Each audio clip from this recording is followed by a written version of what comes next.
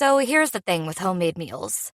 Eating them is great, but all the chopping and measuring and cleanup, not so much. With new one-pan assemble and bake meals from Blue Apron, you get all the flavor of homemade meals with a fraction of the work. Just assemble the pre-chopped ingredients, bake in the oven, and enjoy. Shop Assemble and Bake at BlueApron.com. Get 50% off your first two orders with code APRON50. Terms and conditions apply. Visit BlueApron.com/terms for more. Bonjour, ici Patrick Pierrat. Le bulletin InfoBref d'aujourd'hui vous est offert par le réseau Action TI. Voici l'essentiel des nouvelles en ce lundi 9 février. Des manifestants se sont réunis samedi dans 7 villes du Québec pour demander au gouvernement Legault de ne pas supprimer le programme de l'expérience québécoise, le PEQ. Ce programme permettait à des travailleurs et des étudiants étrangers d'obtenir la résidence permanente. Or, le gouvernement Legault a décidé l'an dernier de le supprimer, ce qui obligerait de nombreux bénéficiaires actuels du PEQ à quitter le Québec. Des travailleurs étrangers temporaires, Québec solidaire, le Parti libéral du Québec, des syndicats et des organisations réclament une clause de droit acquis. Elle autoriserait, cette clause, les personnes déjà admises dans le PEQ actuellement à rester au Québec.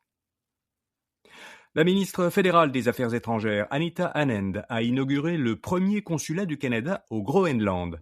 Anita Anand a souligné la volonté du Canada d'approfondir ses relations diplomatiques avec le territoire danois en ouvrant un consulat à Nuuk, sa capitale.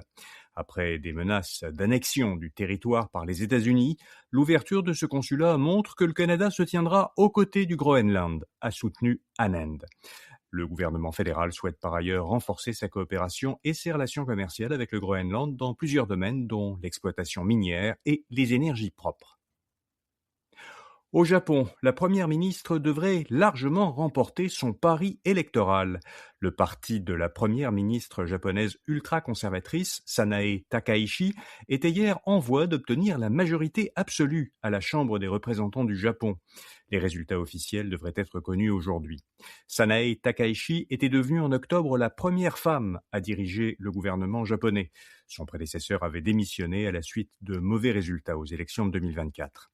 Takaichi a le mois dernier dissous la Chambre des représentants et déclenché des élections, disant qu'elle laissait ainsi les Japonais décider si elle était apte à diriger le pays. Il y a eu le mois dernier une baisse du nombre d'emplois en Amérique du Nord. Au Canada d'abord, le nombre d'emplois a diminué en janvier de 0,1%. Le taux de chômage a lui aussi baissé de 0,3 points de pourcentage pour s'établir à 6,5%. Statistique Canada estime que le taux de chômage doit sa baisse à la diminution, surtout en Ontario, du nombre de personnes qui travaillent ou qui cherchent un emploi.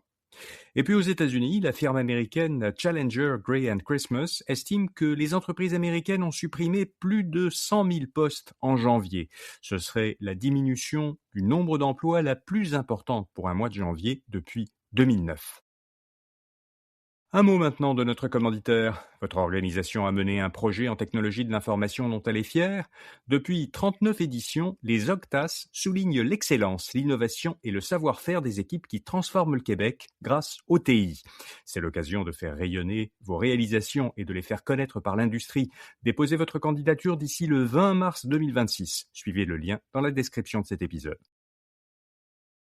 Le ralentissement immobilier se poursuit. L'Association professionnelle des courtiers immobiliers du Québec a enregistré en janvier une baisse de 12% du nombre de ventes résidentielles par rapport à janvier de l'an dernier.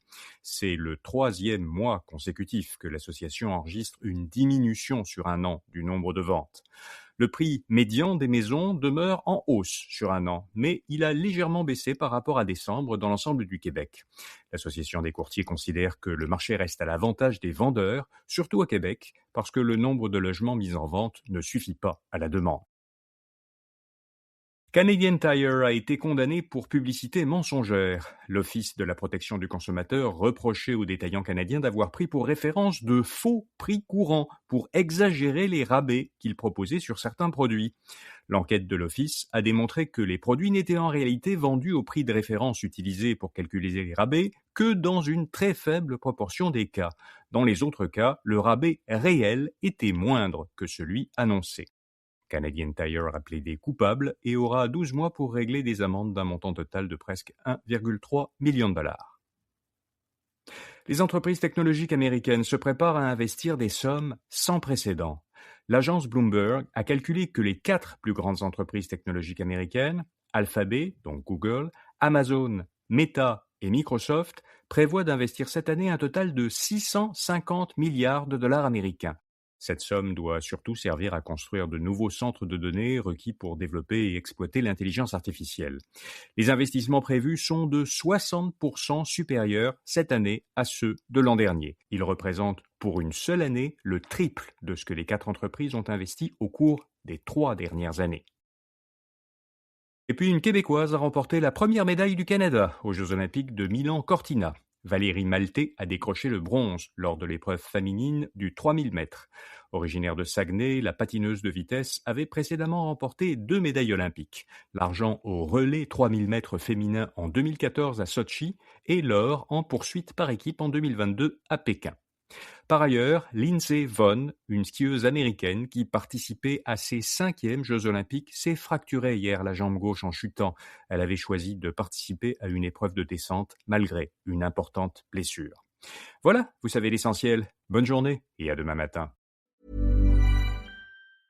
ClickUp just solved AI's biggest problem, and it's saving 4 million teams from productivity loss every day. Unlike ChatGPT and other AI tools, ClickUp converges all your work into one platform, so your AI super agents have full context to prioritize tasks, execute workflows, and draft documents instantly. Teams using ClickUp finish work 30% faster and cut meetings in half. Try ClickUp for free today and get 15% off AI upgrades at clickup.com/podcast. That's CLICKUP.com/podcast.